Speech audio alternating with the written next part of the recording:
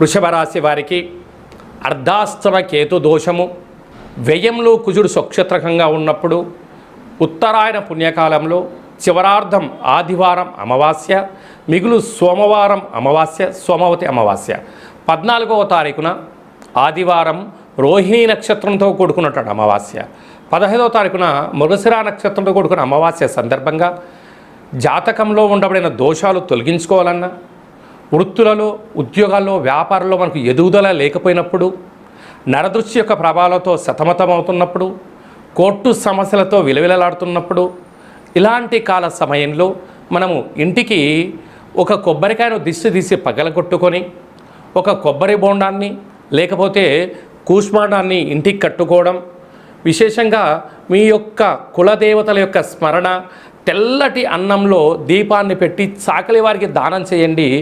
అదృష్టం మీకు బంగారంలా పడుతుందని చెప్పి గమనించాలి.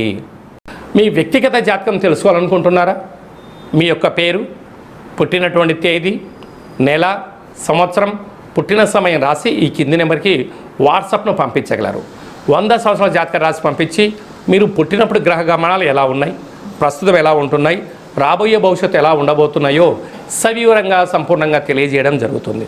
అలాగనే డేటా బర్తులు లేనటువంటి వారికి మీ పేరు యొక్క మొదటి అక్షరం అనుసరిస్తూ రాశి యొక్క స్థితిగతులు తెలియచేస్తూ కాళభైరవ ఉపాసన చేత అనగా రమణ శాస్త్రం ద్వారా భూత భవిష్యత్ వర్తమానాన్ని తెలియజేయడం జరుగుతుంది. ఈ కింది నెంబర్ని అపాయింట్మెంట్ తీసుకొని సంప్రదించగలరు.